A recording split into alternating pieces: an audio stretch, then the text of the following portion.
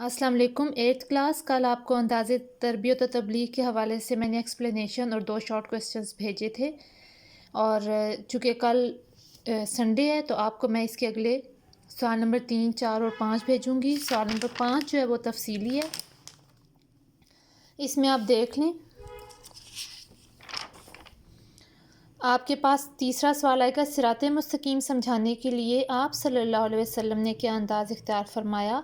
सिरात मुस्तकीम को समझ लीजिए कि सिरात मुस्तकीम से मुराद सीधे रास्ते को सिरात मुस्तकीम कहा जाता है, यानी ऐसा रास्ता जो आपको आखिरत में जन्नत की तरफ लेकर जाने का सबब बने, वो सीधा रास्ता यानी सिरात मुस्तकीम कहलाता है। सिरात मुस्तकीम से जो लोग हटते हैं वो फिर शैतान उन्हें बहकाता है और वो बुरे कामों की तरफ मुलव्वस होते हैं और वो सिरात मुस्तकीम से हट जाते हैं, जिनका नुकसान उन्हें आखिरत में उठाना पड़ेगा।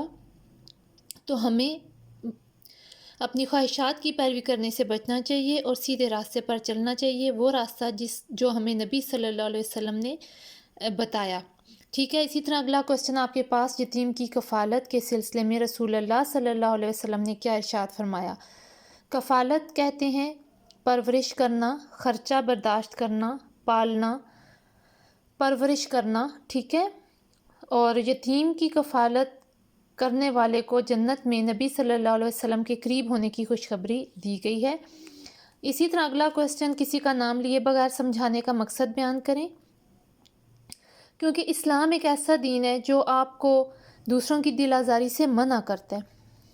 ठीक है। ये इसलिए किसी का नाम लिए बगैर इसलिए समझाया जाता है ताकि बात मुखातिब की समझ में आ जाए और उसकी दिल आज़ारी ना, उसका दिल ना दुखे। इसी तरह तफसीली सवाल में रसूलुल्लाह सल्लल्लाहु अलैहि वसल्लम के अंदाज़े तरबियत और तबलीग के नुमायाँ खदोखाल जो हैं वो बयान किए गए हैं। और खदोखाल से मुराद कि नबी सल्लल्लाहु अलैहि वसल्लम किस अंदाज़ में अपने जो उनके करीबी लोग थे, उन्होंने उनकी जो एक रूहानी तरबियत थी या एक माशरे में रहने के जो आदाब थे, उन्होंने किस तरह से उनको सिखाए, लोगों को इस्लाम की तबलीग किस तरह से की, वो तमाम चीज़ें आप इस सबक में पढ़ेंगे। ठीक है।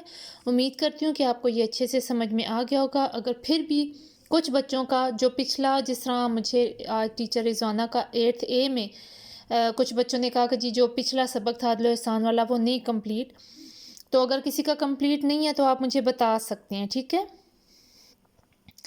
और वो फिर मैं आपके ग्रुप में उसको सेंड कर दूँगी। क्योंकि बॉयज़ का तो कंप्लीट था, 8th A का शायद जो एक ग्रुप है उसका कोई क्वेश्चन रहता है, वैसे मेरे ख्याल में तो सब बच्चों का कंप्लीट था। बहरहाल शुक्रिया, अल्लाह हाफिज़।